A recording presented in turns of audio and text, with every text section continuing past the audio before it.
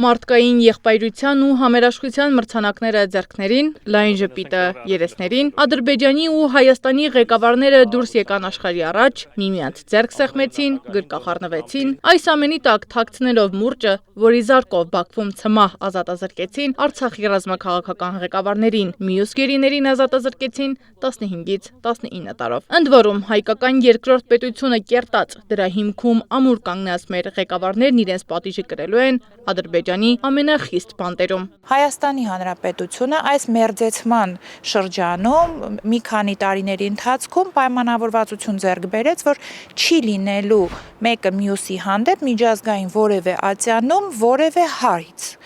Սրանով եւս փակվեցին շատ դռներ։ Մարդակենտրոն բնորոշում ստացած միջազգային իրավունքի կառույցներն այս ամենին լուռ հետևեցին 2 տարի ու մի քիչ ավելի։ Կոչերից ու աջակցող հայտարարություններից անդին միջազգային որևէ կառույց չմիջամտեց, չհետևեց, որ Բաքուն կատարի իր իսկ կողմից ստորագրված միջազգային կոնվենցիաները։ Իսկ թե Բաքվում պահվող մեր հայրենակիցների հանդեպ ինչու է միջազգային հանրությունը լուռ, մեկ պարզ օրինակ կա, որովհետև Հայաստանի իշխանությունները իրենց օրակարգում չունեն այդ հարցը։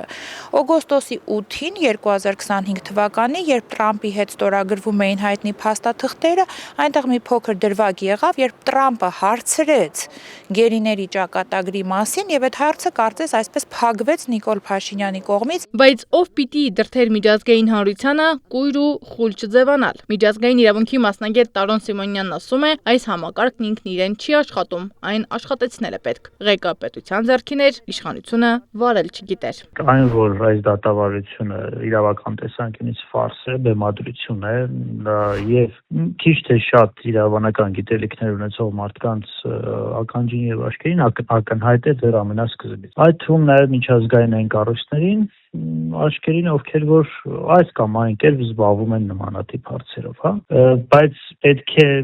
մենք էլ մի քիչ իրատես լինենք, հասկանալու համար, որ միջազգային կառույցները իրենք ինքնաշխատ մեքենաներ չեն, որ այսպես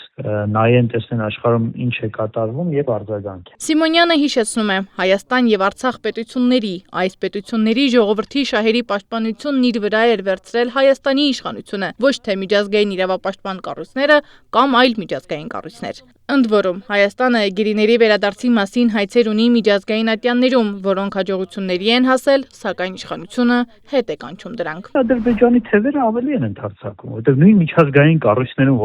որոնք պետք է պաշտպանեին հայկական շահը եւ ռազմաքաղաքական ղեկավարների, գերիների, Հայաստանի Հանրապետության հայ ազգի շահերը եւ այլը, այդ սուբյեկտը, որ այդ հարցերը բարձրացնել Հայաստանի Հանրապետություն, ինքը ասում է, որ այդ խնդիրը չունեմ Ադրբեջանի հետ ու պատրաստ եմ հետ վերցնել բոլոր հայցերը։ Նոյեմբերի 9-ի պայմանագրով, տարբեր կոնվենցիաներով մեր հայրենակիցները վաղուց կլինեին հայրենիքում, եթե այդպես կամենար Հայաստանի իշխանությունը, ասում են զրուցակիցներս։ Միջազգային կառույցներից ակնկալիքներ չունենալ են հորդորում։ Ասում են, իրենք անձամբ են ծեծում նրանց դռներն ու ստանում են մեկ պատասխան։ Ձեր իշխանությունն է Պիղատոս Պոնտացու կեցվածքով լվացել ձեռքերն ու հրաժարվել եւ Արցախից եւ գերիներից։ Սեդամակարյան, Տարոն Ղանդիլյան, Նոնա Գևորգյան, ABC Media։